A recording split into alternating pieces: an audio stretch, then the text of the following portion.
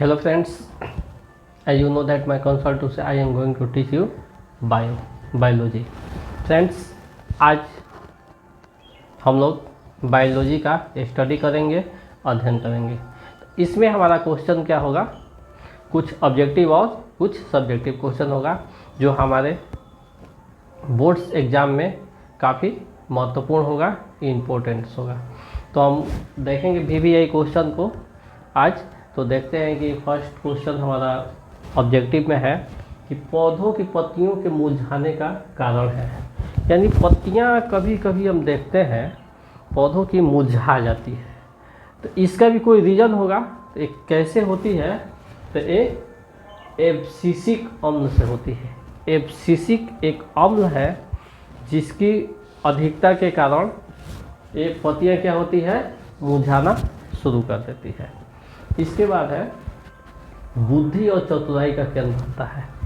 देखिए, पूरा दुनिया, पूरा जमाना बुद्धि पर पड़ा हुआ है, बुद्धि को देखता है, किसका बुद्धि कितना है। आखिर ये बुद्धि कहाँ होता है, तो आप बोलेंगे हमारे माइंड में होता है बुद्धि, चतुराई, होशियारी। तो हमारे माइंड में ये कहाँ होता है, तो हमारे माइंड में ये मेडुला सेरिब्रम में होता है। सेरिब्रम में या मस्तिष्क के सेरिब्रम होता है, वहीं पर हमारी बुद्धि और चतुराई का केंद्र है और वहाँ ग्राउंड रहता है। और उसी बुद्धि और चतुराई से हम अपना माइंड कहीं लगाते हैं। क्लियर। इसके बाद नेक्स्ट क्वेश्चन है, थायराइड ग्रंथि से हार्मोन निकलता है। थायराइड ग्रंथि, यस, थायराइड ग्रंथि जो गले में होती है, यहाँ से कौन हार्मोन्स निकलता है, तो थायरॉक्सिन निकलता है। कौन हार्मोन निकलता है, थायराइड से थायरॉक्सिन। क्लियर। इसके बाद है वृद्धि रोधक रसायन है। वृद्धि रोधक जीवों को बढ़ने में कौन रोक करता है, वो कौन सा केमिकल है जो बढ़ते हुए चीज़ को क्लोज कर देता है, रोक देता है। वहीं एस्बिक अम्ल, एस्बिसिक अम्ल, यही क्या है, पत्तियों को मुरझाने का भी काम करता है, उसमें सिकुड़न लाता है तथा जीवों की वृद्धि को स्टॉप कर देता है, ग्रोथ को रोक देता है। इसके बाद है फलों को पकाने में प्रयुक्त होता है। फल कैसे पकाए जाते हैं, तो फल को पकाने के लिए एथिलीन का यूज किया जाता है। एथिलीन जो केमिकल है, एथिलीन जो रसायन है, इसका यूज फलों को पकाने में यूज किया जाता है। नेक्स्ट क्वेश्चन है, श्वसन और हृदय की गति का नियंत्रक है। श्वसन,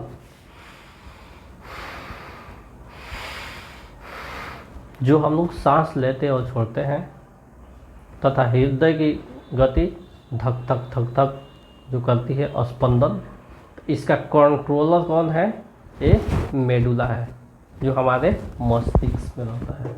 तो मेडुला क्या करता है, इसको कंट्रोलर का काम करता है। तो ये हमारा ऑब्जेक्टिव क्वेश्चन है। इसके बाद हम लोग सब्जेक्टिव क्वेश्चन को देखेंगे।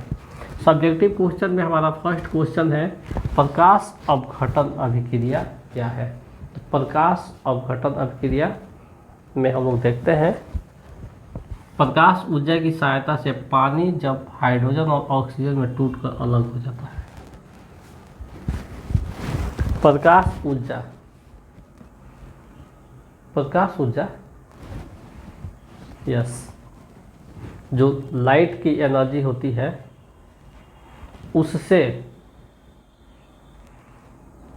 जब जल, वाटर, जब प्रक्रिया कराई जाती है, तो वाटर चूँकि हम जानते हैं हाइड्रोजन और ऑक्सीजन से मिलकर बना है, तो वह वाटर क्या होता है, डिवाइड होकर दो पार्ट्स में बढ़ जाता है। और इसी अभिक्रिया को हम लोग प्रकाश अपघटन अभिक्रिया कहते हैं। इसको इक्वेशन से देखेंगे, जैसे H2O को प्रकाश एनर्जी की उपस्थिति में जब प्रतिक्रिया होती है तो H2 + O2 में ये डिवाइड हो जाता है, यानी हाइड्रोजन और ऑक्सीजन में अलग अलग बट जाता है। इसी क्रिया को क्या कहते हैं? प्रकाश अपघटन अभिक्रिया कहते हैं। नेक्स्ट क्वेश्चन है पाचन, डाइजेशन। डाइजेशन क्या है? तो जो भी हम लोग खाना खाते हैं, जो भोज्य पदार्थ होता है, वो हमारे मुख से आहार नाल से होते हुए शुरू होता है और विभिन्न एंजाइमों की सहायता से सरल अणुओं में अपघटित करता है। जो हार्ड भोजन होते हैं वो हम लोग चबा कर खाते हैं, उसको कुछ मुलायम करते हैं और वह हमारे आहार नाल से होते हुए यह कहा जाता है, हमारे जब पेट में जाता है तो विभिन्न एंजाइमों की सहायता से सरल अणुओं में छोटे छोटे पार्ट्स में उसको डिवाइड करता है, बांटता है, अपघटित करता है, जिससे वह भोजन अवशोषित होकर कोशिका में प्रवेश हो सके।